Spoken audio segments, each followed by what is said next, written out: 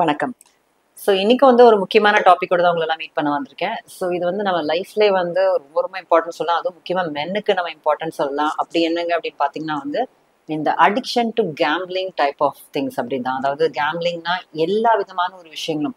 இது வந்து பார்த்தீங்கன்னா ஷேர் ட்ரேடிங்காக இருக்கட்டும், ஸ்டாக் மார்க்கெட்டாக இருக்கட்டும், பிட்காயின், கிரிப்டோ கரன்சி, இந்த அளவுக்கு நம்ம வந்து ரொம்ப அட்வான்ஸ்டு கான்செப்ட்ல இருந்து இப்போ வந்து நிறைய வந்து சீட்டு போடுற அப்படின்ற மாதிரி வந்து இல்லீகலா பண்ற விஷயங்கள். ஸோ லாட்டரி டிக்கெட்ஸ்லாம் நமக்கு இங்க கிடையாது அப்படின்னாலும் இந்த கசினோ மாதிரியான விஷயங்கள். அப்புறம் இன்னைக்கு பாத்தீங்கன்னா சில ஆப்ஸ் இருக்கு, நான் பேர் சொல்ல விரும்பல. ஸோ இந்த மாதிரி கிரிக்கெட் டைம்ல வந்து பெட்டிங், கேம்பிளிங், இந்த மாதிரியான விஷயங்கள். ஸோ ஷார்ட் கட்ல வந்து நிறைய மணி மேக் பண்ற விதமான விஷயங்கள் வந்து இன்னைக்கு நிறையவே இருக்குங்க. ஸோ நிறைய வந்து நான் வந்து அதோடைய பேர் சொல்ல விரும்பல. பட் உங்களுக்கு எல்லாருக்கும் தெரிஞ்ச ஒரு பாப்புலரான ஒரு வீடியோ கேம்ஸ் இன்னைக்கு வந்து பெய்ட் கேம்ஸா ஓப்பனாவே இன்னைக்கு வந்து நம்ம இன்ஸ்டாகிராம் எடுத்தாலும் எதை எடுத்தாலும் விளம்பரம் கொடுக்குறாங்க. ஆப்ஸை டவுன்லோட் பண்ணுங்க, நம்மள வந்து ரொம்ப லியோர் பண்றாங்க. அதை தவிர வந்து இன்னைக்கு நிறைய பேர் வந்து இதை ஓப்பனா இதை பத்தி சோஷியல் மீடியால பேசிக்கிட்டே இருக்காங்க. சீக்கிரமாக பணம் சம்பாதிச்சிடலாம்னு சொல்லி நம்ம ஆசையை வந்து கிளப்பி விடுறாங்க, நம்ம கிரீடை வந்து தட்டி பாக்குறாங்க. ஸோ இந்த மாதிரி விஷயங்களுக்கு வந்து அடிமையானவர்கள் அப்படிங்கிறவங்களை வந்து எப்படி இதுல இருந்து மீட் எடுக்கிறது, இதுக்கு ஒரு டிபெண்ட் ஆயிட்டாங்க சில பேர், இதுக்கு அடிக்ட் ஆயிட்டாங்க அப்படிங்கிறவங்க வந்து எப்படி இதை கண்டுபிடிக்கிறது, எப்படி நீங்க வந்து அதுக்குள்ள போயிட்டு இருக்கீங்க, அண்ட் சைக்காலஜி ஆஃப் கேம்பிளிங் என்ன, கேம்பிளஸ் ஃபேலசின்னு சொல்லுவாங்க. ஸோ உளவியல் ரீதியா ஏன் நம்ம இந்த அளவுக்கு வந்து ஒரு அடிக்ட் ஆகுறோம், ஏன்னு பாத்தீங்கன்னா நம்மளுக்கு வந்து இப்போ ஸ்மோக்கிங்லயும் சரி, ஆல்கஹால்லையும் சரி, substance abuse and substance use டிசார்டர்ஸ்ன்னு சொல்லுவோம். அதுல வந்து கெமிக்கல்ஸ் இருக்கு. So that's understandable. ஸோ அந்த கெமிக்கல் அடிக்ஷன் மூலமா நம்மளுக்கு டோபமீன் அப்படிங்கிறது வந்து செக்ரேட் ஆகி அது மூலமா நம்ம அடிக்ட் ஆயிட்டோம் அப்படின்னு நம்ம சொல்லலாம். இப்போ வந்து நிக்கோட்டின் அடிக்ஷன் இருக்கலாம், இல்லைன்னா வந்து இங்க ஆல்கஹால் அடிக்ஷன் அப்படின்னு இருக்கலாம். ஸோ ஆனா இந்த கெமிக்கல் எதுவுமே இல்லாம இந்த மாதிரியான விஷயங்களை நமக்கு ஏன் ஒரு போதை வருது? இப்ப ஏற்கனவே சொன்ன மாதிரி சோஷியல் மீடியா அடிக்ஷன் நம்மளுக்கு ஒரு போதை அப்படின்ற மாதிரி இந்த கேம்பிளிங் அப்படிங்கிறது வந்து எப்பங்க போதை ஆகுறது அப்படிங்கிறது தான் இந்த பதிவுல பார்க்க போறோம். எந்த அளவுக்கு நம்ம யார் இதுல ஈர்க்கப்படுவாங்க, ஈர்க்கப்படுறவங்க வந்து கோத்ரூ பண்ற ப்ராசஸ் என்ன, அவங்களுடைய distortions and illusionary thought process எப்படி இருக்கும், எந்த மாதிரி ஆளுமையா இருக்கிறவங்க இதை வந்து நோக்கி போவாங்க, இதோடைய பக்க விளைவுகள் என்ன ஆகும், இப்படிலாம் இன்ட்ரெஸ்டிங்கான விஷயங்கள் வந்து இந்த பதிவுல நம்ம நிறைய பார்க்கலாம். ஸோ இப்ப பாத்தீங்கன்னா வந்து இந்த மாதிரி ஒரு விஷயத்துல வந்து எப்படிப்பட்ட ஆளுமைகள் ஃபர்ஸ்ட் உள்ள போறாங்க அப்படின்னு பாத்தீங்கன்னா வந்து ஒரு நாவல்டி சீக்கிங் சொல்றாங்க. அதாவது ரொம்ப ஒரு புதுமை தேடிகள் அப்படின்னு சொல்லுவாங்க. ஒரு புதுமையான விஷயம், ஒரு கியூரியஸா இருப்பாங்க, ஏதாவது ஒரு விஷயம் தெரிஞ்சுக்கணும்னு ஆர்வத்துல இருப்பாங்க, இன்டெலெக்சுவல் ஸ்டிமுலேஷன் நிறைய இருக்கும். ஓ, நான் நிறைய ஸ்ட்ராட்டஜி என்னால யூஸ் பண்ண முடியும் அப்படின்னு நினைக்கிற ஒரு யங் பாய்ஸா இருக்கலாம், கேர்ள்ஸா இருக்கலாம். ஸோ அந்த மாதிரி ஒரு மனங்களா இருக்கலாம். அதை தவிர வந்து பாத்தீங்கன்னா வந்து ரொம்ப ரெண்டாவது ஒரு கேட்டகரி எல்லாருக்குமே தெரிஞ்சதாங்க. ஸோ ஷார்ட்கட்ல பணம் எனக்கு நிறைய வருது அப்படிங்கிற ஒரு விஷயம் இருக்கும். ஸோ பொதுவா இந்த கேம்பிளிங் அடிக்ஷனை பத்தி நம்ம பேசும்போது இந்த வீடியோ கேமிங், கசினோ, இந்த மாதிரியான விஷயங்கள் வந்து லீகலைஸ்டு திங்ஸை பத்தி நான் பேசல, இல்லீகலா பண்ணக்கூடிய ஒரு விஷயங்கள்லாம் வந்து எல்லாருக்கும் ஏன் ரொம்ப வந்து ஒரு விஷயம்னாலே ஓப்பனா சொல்றது வந்து காசுக்கு தானேங்க, பணத்துக்கு தானே போயிட்டாங்க, ஷார்ட்கட்ல வர்ற பணம். ஆனா அது உண்மை கிடையாது. ஆக்சுவலா வந்து நிறைய பணம் வச்சிருக்கவங்களும் இருக்காங்க, பணம் இல்லாதவங்களும் இதுல வந்து ரொம்ப ஒரு போதை மாதிரி அவங்க போறதுக்கு காரணம் பணம் வந்து ஆப்வியஸ் ரீசனுங்க. ஆனா அதுக்கு பின்னாடி இருக்கிற விஷயங்கள் வந்து நமக்கு ரொம்ப ஷாக்கிங்காவே இருக்குன்னு நம்ம சொல்ல முடியும், சர்ப்ரைசிங்கா இருக்குன்னு சொல்ல முடியும். அதுதான் நான் சொல்றது வந்து இந்த எக்ஸைட்மெண்ட் சீக்கிங் சொல்லுவாங்க, த்ரில் சீக்கிங் சென்சேஷன். அப்புறம் வந்து சென்சேஷன் சீக்கிங் பீப்புள். இப்ப உங்க பஸ்ல எல்லாம் பாத்தீங்கன்னா அப்படியே பயங்கரமா த்ரில் சீக்கிங்கா தொங்கிட்டு போறது, இல்லைன்னா வந்து இந்த மவுண்டன் கிளைம்பிங் பண்றவங்களா இருக்கலாம், இந்த மாதிரி த்ரில் சீக்கர்ஸ் நிறைய பேர் இருப்பாங்க. ஸோ அந்த மாதிரி பீப்புளுக்கு வந்து இந்த டோபமீன் அப்படிங்கிற ஒரு சுரப்பி வந்து டக்கு டக்குன்னு அவங்க எக்ஸைட் ஆக போதெல்லாம் அது சுரக்கும். So they get that addiction in to it. அது மாதிரி ஒரு இருக்கும் போது ஒரு ஸ்டாக் மார்க்கெட்ல இருக்கட்டும், ஷேர் ட்ரேடிங்ல இருக்கும்போது நமக்கு எப்பனாலும் வந்து அந்த வின் கிடைக்கும், எப்பனால ஒரு பணத்தை நான் பாத்திர முடியும், அதுக்கு ஒரு டைம் இருக்கு, அந்த டிபிக்கல் மூமெண்ட்டை புடிச்சிட்டேன்னா நான் வந்து பெரிய ஆள் ஆயிடுவேன் அப்படிங்கிற ஒரு ஃபீலிங் வந்து அவங்களை திரும்ப திரும்ப இந்த அடிக்ஷன்ற வலையிலே வச்சிருக்கு அப்படின்னு சொன்னா மிக ஆகாது. ஸோ அதுக்கு முக்கியமான காரணிகள் அப்படின்னு உளவியல் ரீதியா பார்க்கும்போது சோசியல் லேர்னிங் அப்படின்னு சொல்றாங்க. இது எப்படி அப்படின்னு கேட்டீங்கன்னா வந்து இப்போ நம்ம வயதொத்தவர்கள், நம்மளுடைய ஜெண்டர் இனத்தை சேர்ந்தவர்கள், நம்ம ஜெண்டரை சேர்ந்தவங்க, அதாவது ஒரு பெண்ணா பெண், ஒரு ஆண்னா ஆண், முக்கியமா இது ஆண்கள் நிறைய இருக்கப்படுறாங்கன்றது ஆய்வுகள் சொல்லியிருக்கு. சோ இப்ப பாத்தீங்கன்னா வந்து ஆண்கள் வந்து தன்னோட சக வயதினர்கள், தன்னுடைய ரேச சார்ந்தவங்க, அவங்க எல்லாம் வந்து இந்த மாதிரி ஒரு விஷயம் பண்ணியிருக்கிறாங்க, அதனால நிறைய சம்பாதிச்சிருக்காங்க, அவங்க குடும்பத்தை அடுத்த லெவலுக்கு கொண்டு போறாங்கிறத காதால கேட்கறாங்க, கண்ணால பாக்குறாங்க. இது வைக்காரியஸ் லேர்னிங்னு சொல்லுவோம்.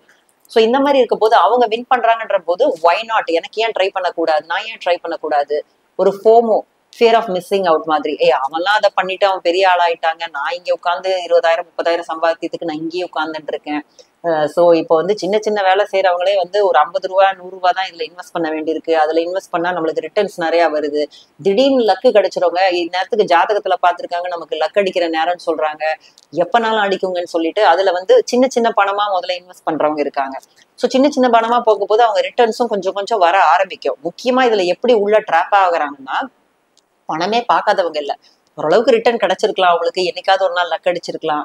ஸோ அந்த என்னைக்காவது ஒரு நாள் அப்படிங்கிறதா வந்து நம்ம சைக்காலஜில வேரியபிள் ரேஷியோ மெத்தட் அப்படின்னு சொல்றோம், ரீஎன்ஃபோர்ஸ்மெண்ட் சொல்லுவோம். அதாவது எந்தெந்த செயல்பாடுகள் நம்ம பிஹேவியர்லாம் தொடர்ந்து நடக்கும் அப்படின்னு பாத்தீங்கன்னா வந்து எப்பதான் அதுக்கு ரிசல்ட் தெரியும் தெரியாத ஒரு விஷயங்கள் வந்து நம்ம கிட்ட தொடர்ந்து இருக்கு அப்படின்னு நம்ம கண்டுபிடிச்சிருக்காங்க. அதாவது இது ஒரு தியரி தான், ரீஎன்ஃபோர்ஸ்மெண்ட் தியரியில இருந்த ஒரு விஷயம் தான். ஸோ இதுல என்ன பாத்தீங்கன்னா வந்து கேம்லஸ் வந்து இப்போ ஒரு ஃபிஷ்ஷை வந்து பிடிக்கணும்னு சொல்லிட்டு அது எப்பனாலும் வரும், இத்தனை மணிக்கு மேலதான் வரும்னு சொல்ல முடியாது, இல்லைன்னா இத்தனை தடவை நான் இந்த வலைய போட்டேன்னா 11ஆவது தடவை வரும்னு சொல்ல முடியாது, எப்பனாலும் அது கிடைக்கும் அப்படிங்கிறதுலயே 1 மணி நேரம் 2 மணி நேரம் 10 மணி நேரம் அப்படியே உட்கார்ந்துட்டு இருந்து திடீர்னு ஒரு ஃபிஷ் வந்தோடனே வர சந்தோஷம் இருக்கு பாத்தீங்களா, அதே மாதிரிதான் இந்த கேம்பிளிங்ல. இப்ப வந்து அவங்களுக்கு அந்த பீக் மார்க்கெட் டைம்னு சொல்ற ஒரு மார்னிங் டைமா இருக்கட்டும், இல்ல வந்து அதோட ட்ரெண்ட்ஸை பார்த்திருப்பாங்க, இதுல நிறைய வரப்போகுது இப்போ அப்படிங்கிற மாதிரியான ஒரு எதிர்பார்ப்போடு இருப்பாங்க. அது மட்டும் இல்லாம வந்து கண்டிப்பா ஒரு நேரத்துல இது நடக்கும், அது வந்துருச்சுன்னா நம்ம பெரிய ஜாக்பாட் அடிச்சிருவோம், நம்ம விட்டதெல்லாம் நம்மளுக்கு கிடைச்சிரும், நம்மளுடைய கஷ்டம் எல்லாம் போயிரும் அப்படிங்கிற மாதிரியான ஒரு நம்பிக்கைகள். இத்தனை லாஸ் வந்துருச்சுன்னா ஒரு கெயின் வரும் அப்படிங்கிறது வந்து ஒரு illusory thinking which is not real.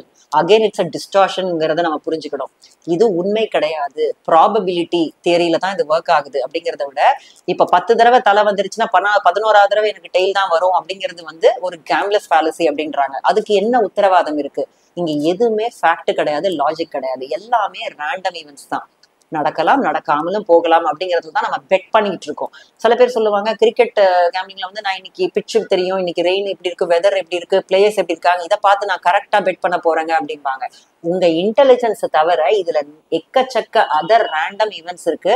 Share மார்க்கெட்லயே பாத்தீங்கன்னாலும் நிறைய மார்க்கெட் ஃபேக்டர்ஸ் இருக்கு. இத்தனை ஃபேக்டர்ஸும் சேர்ந்துதான் அந்த ரிசல்ட்டை டிசைட் பண்ண போகுது அப்படிங்கிறத நம்மளுடைய திங்கிங் பிரெயினை மழுங்கடிச்சிருது நம்ம இமோஷனல் பிரெயின். பொதுவா ஷேர் ட்ரேடிங் பண்றது தப்பு ரைட்டு நான் இங்க சொல்ல வரல. அதுல வந்து முக்கியமா நீங்க தெரிஞ்சுக்க வேண்டியது வந்து நம்மளுடைய உணர்வு பூர்வமா இல்லாம தெளிவாக ஒரு இன்டெலெக்சுவலா திங்க் பண்ணி ஒரு விஷயத்துல பண்ணீங்கன்னா தவறு கிடையாது. பட் என்னைக்கு நம்ம அதுல உணர்வு பூர்வமா போறோம், அதுல ஒரு சந்தோஷம் ஹை ஃபீலிங் கிடைக்குது அப்படிங்கிற மாதிரி போயிட்டீங்கனாலே நீங்க அடிமையாக ஆரம்பிச்சிட்டீங்கன்னு அர்த்தம். அதை தவிர வெளியில இருக்கும் போதுல இந்நேரத்துக்கு மார்க்கெட் எப்படி இருக்குமோ, இங்க நான் அப்படி பண்ணிருப்பனோ, அவன் அதுல போட்டு காசு எடுத்துட்டா நம்ம போடலையே அப்படிங்கிற மன வருத்தமோ, இல்லைன்னா இந்த தடவை இவ்வளவு இழந்துட்டோம், ஒரு 20 லட்சம் போயிடுச்சுங்க, போனது போயிடுச்சு, இப்ப நான் எப்படியாவது வந்து இன்னும் கொஞ்சம் இன்வெஸ்ட் பண்ணிட்டேன்னா நான் விட்டதை 40-50 புடிச்சிருவேன்ல, அட்லீஸ்ட் 20 வாங்கிட்டு திரும்பி நான் வந்துருவேன்ல அப்படின்ற மாதிரிதான். இப்போ ஒரு படத்துல வந்து சூர்யா லைலா இதுல வர்ற மாதிரி தாங்க, எல்லாமே ஜெயிக்க வச்சுட்டு திடீர்னு ஒரு இடத்துல வந்து நம்மள இது வால் ஸ்ட்ரீட்னு சொல்ற ஒரு விஷயத்துலயே நடக்கிறது இதுதான். நம்ம ஜெயிக்க வச்சுட்டு நம்ம அந்த ட்ரெண்ட்ஸுக்குள்ள நம்ம போனதுக்கு அப்புறமா ஒரு மீள முடியாத ஒரு தோல்விக்கு கொண்டு போயிட்டு திரும்பியும் என்னைக்காவது ஒரு எனக்கு வந்து லக்கு கிடைக்கும், நான் ஜெயிப்பேன் அப்படிங்கிற நம்பிக்கையோட அங்கேயே நம்மளை கட்டி போடுற ஒரு மோசமான ஒரு விஷயம்தான் இந்த இது அப்படிங்கிறத தயவு செஞ்சு இன்னைக்கு புரிஞ்சுக்க வேண்டியது. என்னைக்குமே அதனாலதான் அந்த காலத்துல வந்து இந்த 6 சென்ஸ் அப்படின்லாம் சொன்னாங்க. இந்த கிரீடு, பேராசை பெருநஷ்டம், பணத்தாசை பிடிக்க வேண்டாம் அப்படின்லாம் நம்மள இன்டைரக்டா நம்மளை தடுத்தாங்க. நம்ம கஷ்டப்பட்டு உழைச்சு சம்பாதிக்கிற காசு தான் இன்னைக்கு நிக்கும், இந்த மாதிரி எல்லாம் வர்ற காசு கிட்ட நிக்காது, இப்படி எல்லாம் ஏன் பெரியவங்க நம்ம அன்னைக்கு சொல்லி அது உண்மையோ பொய்யோங்க, நான் அதுக்கு போக விரும்பல பகுத்தறிவாளரா, நம்ம வந்து உண்மையோ பொய்யோ பட் அதுல எல்லாம் ஒரு அர்த்தம் இருக்குங்கிறது இன்னைக்கு புரிஞ்சுக்கணும். இந்த மாதிரி ஒரு விஷயத்துல நல்லா யோசிச்சு பாருங்க. உங்களுடைய ஒரு முக்கியமான உங்களுடைய ஃபோக்கஸ் அண்ட் எஃபர்ட்ஸ், உங்க டைம், இப்படி இத்தனையோ ரிசோர்சஸ உங்க குழந்தைங்க கிட்ட கொடுக்காம, உங்க மனைவி கிட்ட கொடுக்காம, உங்க கணவர்கிட்ட நீங்க கொடுக்காம, இல்லைன்னா நீங்க வந்து உங்களுடைய வேலையில அதை போடாம எல்லாத்தையும் நீங்க விட்டுட்டு நீங்க எப்படி சோசியல் மீடியா அடிக்ட் ஆகுங்களோ அதே மாதிரி இந்த கேம்பிளிங்ல அடிக்ட் ஆகும் அப்படின்ற போது யூ லூஸ் எவ்ரிதிங். நீங்க நினைக்கிறீங்க நான் அப்படியே கெயின் பண்ணிடுவேன்னு, கடைசியில at the end of the day உங்ககிட்ட உறவுகள் இருக்க போறது இல்ல, பணமும் இருக்க போறது இல்ல, ஒரு நிம்மதியும் இருக்க போறது இல்ல, ஒரு உங்களை பத்தின ஒரு நல்ல எண்ணமும் இருக்க போறது இல்ல. நிறைய ஆய்வுகள் இதுல என்ன சொல்லியிருக்காங்கன்னா, பதற்றமை விட நிறைய மனச்சோர்வு, டிப்ரெஷனுக்கு இன்னைக்கு உள்ளாகுறாங்க, சைக்கியாட்ரிக் பேஷன்ஸாவே ஆயிடுறாங்க இந்த அடிக்ஷன்ல இருக்கவங்க அப்படின்னு சொல்றாங்க. இது வந்து நான் பெரிய லெவல்ல சொல்ற அடிக்ஷன் தவிர, இன்னைக்கு ஊர் சைடு போனீங்கன்னா வந்து இவ்வளவு நகையை கொடுங்க, நாங்க வந்து இன்னும் கொஞ்ச நாள்ல உங்களுக்கு இவ்வளவு பணத்தை தருவோம் அப்படின்னு சொல்லி ஏமாத்தி மோசடி பண்ணி இன்னைக்கு கோடிக்கணக்குல காசெல்லாம் எடுத்துட்டு போறது ஊர் சைடே நடக்குது அப்படின்னா மிகையானது. சோ இதெல்லாத்துக்கும் காரணம் அச்சாரம் எங்க இருக்குன்னா, நம்மளுடைய பேராசை கிரீட்ல இருந்து வருது. எப்படியாச்சும் நம்ம வந்து இருக்கிற நிலைமையோட நம்ம எங்கேயாவது போயிட மாட்டோமா? இந்த ஜென்மத்துல நம்ம எவ்வளவு உழைச்சாலும் 10,000 சம்பாதிச்சு இன்னைக்குங்க நான் போறது, நான் எங்க குழந்தைங்களுக்கு இன்னும் நிறைய சேர்க்கணும்னு சொல்லிட்டு ஒரு லட்ச கோடிக்கணக்குல நான் போயிடலாமான்ற ஒரு ஆசைய இன்னைக்கு யார் உருவாக்குறாங்கன்னா இந்த சமுதாயம். அந்த சமுதாயத்துல விஷயம் நம்ம ஏன் கவனிக்கிறோம்னா நம்மளுடைய தேவைகள், நிறைவேறாத ஆசைகள். அதை வந்து வந்துட்டு சேர்க்கும் போது கலவை ரொம்ப மோசமா இருக்குங்க.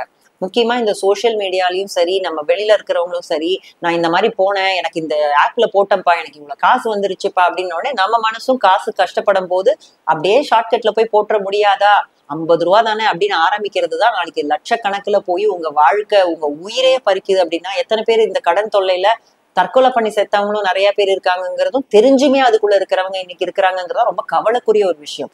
ஏன்னா தயவு செஞ்சு இது புரிஞ்சுக்கணும், இது விட்டில் பூச்சி மாதிரி தான். இது வந்து உள்ள வந்துட்டீங்கன்னா வெளியில வர முடியாது உங்களால. அது வந்து உங்க தண்ணி வந்து உங்க தலையை எவ்வளவுதான் நீங்க வெளியில வச்சுக்கலாம், உங்களோட தண்ணிக்குள்ள நினைக்கும் போது உங்களை கொஞ்சம் கொஞ்சமா அது மூழ்கடிச்சிடும் அப்படிங்கிறதுக்கு எந்த சந்தேகமும் கிடையாது. முதல்லயே இந்த மாதிரி ஒரு ஆசை வரும்போதே இப்படி ஒரு விஷயம் நம்ம செய்யலாமா அப்படின்னு நம்ம நினைக்கும் போதே கொஞ்சம் கவனமா இருங்க, அவேர்னஸ் கொண்டு வாங்க. இந்த மாதிரி விஷயங்கள் வந்து இதை நான் ப்ரிவென்டேட்டிவா சொல்றேன். இந்த மாதிரி ஒரு விஷயத்துல போய் நம்ம எப்படியாவது பணம் சம்பாதிச்சிடலாம் அப்படின்னு நினைக்கக்கூடிய ஒரு நபரா நீங்க இருந்தீங்கன்னா இதோட விளைவுகளை நான் சொல்றத வந்து கொஞ்சம் முன்னக்கூட்டியே கிரகிச்சு இந்த மாதிரி விளையாடுறவங்க எத்தனை பேருன்னு பாருங்க. நீங்க நினைச்சிட்டு இருக்கலாம் எல்லாரும் பண்றாங்கன்னு, போய் உண்மையா விசாரிச்சு பாத்தீங்கன்னா ஒரு 10ல் ஒருத்தர் பண்ணா பெருசு. சோ அந்த மாதிரி இருக்கிறவங்களோட லைஃப் எப்படி போயிட்டு இருக்குன்னா, நீங்க பார்த்து எவிடன்ஸ் தேடி அவன் சூப்பரா ஆயிட்டான்னு நினைப்பீங்க. எத்தனை பேர் இதுல வந்து வீணா போனவங்க இருக்காங்க, அவங்களோட வாழ்க்கையை இழந்தவங்க இருக்காங்கிறதே கண்ணை திறந்து கொஞ்சம் பாருங்க. சோ சுத்தி இருக்கவங்க வந்து இன்னைக்கு சோசியல் மீடியால நான் அப்படி ஆயிட்டேன்னா இப்படி ஆயிட்டேன்னா கொண்டு காசு வாங்கிட்டு பேசுறவங்களோட வாழ்க்கையை நீங்க வார்த்தைகளை நம்ப போறீங்களா, இல்லைன்னா உங்களுக்கு உண்மையா எதுங்கிறத பகுத்தறிவை வச்சு புரிஞ்சுக்க போறீங்களாங்கிற நினைக்கக்கூடிய நேரம் இது. சோ இந்த மாதிரி ஒரு விஷயத்துக்குள்ள மூழ்கிட கூடாதுங்கிறதுக்கான ஒரு விழிப்புணர்வு பதிவா தான் நான் இதை போடுறேன். ஏன்னா இந்த மாதிரி மூழ்கினவங்களுடைய கதைகளை கேட்கும் போது நம்மளுக்கு ரொம்ப மனசுக்கு சங்கடமா இருக்கு. அவங்க வந்து அவங்களுடைய குடும்பம், அவங்களுடைய நேரம் எல்லாத்தையும் விட்டுட்டு இரவு பகல அவங்க தூக்கத்தை கூட எடுத்துட்டு அன்னைக்கு நைட் அந்த ட்ரெண்ட் மாறிடாதா, மார்க்கெட் சரியாயிடாதா, எப்படியாவது நான் விட்டதை புடிச்சிடுறாங்க அப்படின்னு சொல்ற ஒரு மனப்பான்மை. அப்புறம் அந்த ஃபால்ஸ் சென்ஸ் ஆஃப் கண்ட்ரோல். இன்டெலெக்சுவலா நான் வந்து எனக்கு அறிவு நிறைய இருக்கு, நான் வந்து அனாலிட்டிக்கலா திங்க் பண்ணி இந்த இடத்துல கரெக்டா நான் போட்டேன்னா எனக்கு ரிட்டர்ன் வந்துரும் அப்படிங்கிற மாதிரி இது நிறைய பேருக்கு வந்திருக்கு அப்படிங்கிற நம்பிக்கையோட நம்ம மூளையை யூஸ் பண்ணி தான் போறோம்னு அவங்களே அவங்க ஏமாத்திட்டு அவங்க உணர்வுகளை வந்து உந்தப்பட்டு போறவங்க தான் இன்னைக்கு நிறைய பேர் இருக்கிறாங்க.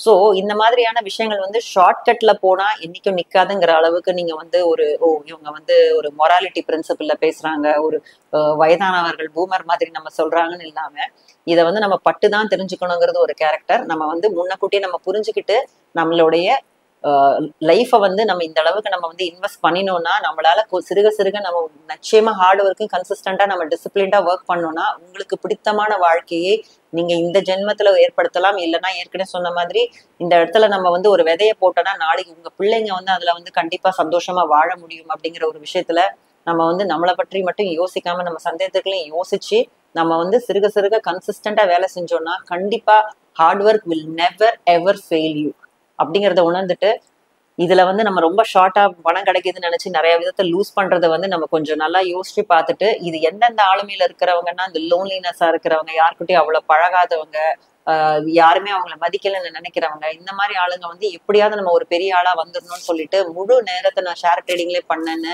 இந்த பைப்போலார் டிசார்டர் இருக்கவங்க, டிப்ரெஷன் இருக்கவங்க நிறைய பேர் இதுல வந்து ஈர்க்கப்படுறாங்க. இது வந்து ஒரு மனநோயாவும் திரும்புதுங்கிறதையும் நம்ம இன்னைக்கு கவனத்துக்கு கொண்டு வரணும். அதுலயும் இதுல நிறைய ட்ரிக்ஸ் இருக்கு உளவியல் ரீதியா. அதன் மூலமா நம்ம இதுல வந்து உந்தப்பட்டு நம்ம அதுக்கு அடிமையாகிறதுக்கு 100% சான்ஸ் இருக்குங்கிறதுனால உள்ள போகும்போதே நாம வந்து இப்போ குடிக்கிறதுக்கு மாதிரிதான் இதுக்கு எனக்கு கண்ட்ரோல் இருக்குமா, இல்லைன்னா நான் குடிச்சு நடுவுல விழுந்து கிடப்பேனா, அந்த அளவுக்கு என்ன நினைப்பாங்க எனக்கு கண்ட்ரோல் இருக்கு நீங்க நினைக்கிறீங்க ஆனா உண்மையா இருக்கா அப்படிங்கிற மாதிரி தான். இதுல போய் டெஸ்ட் எல்லாம் பண்ணிட்டு இருக்க முடியாது. நெருப்பு அப்படின்னா ஒண்ணு விளங்கிடணும்.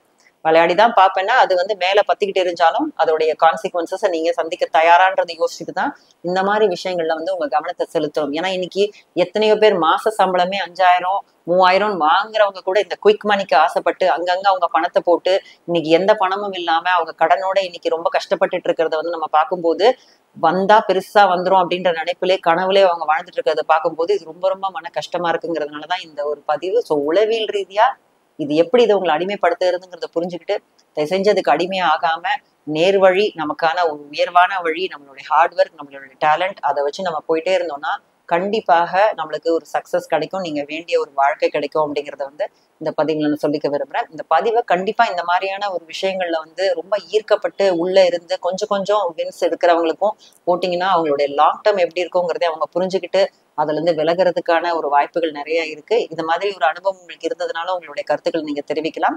இந்த மாதிரி இன்னொரு ஒரு பயனுள்ள இல்லைன்னா இன்ட்ரெஸ்டிங்கான ஒரு பதிவுல வந்து உங்களை நான் திரும்பியும் சந்திக்கிறேன். நன்றி, வணக்கம்.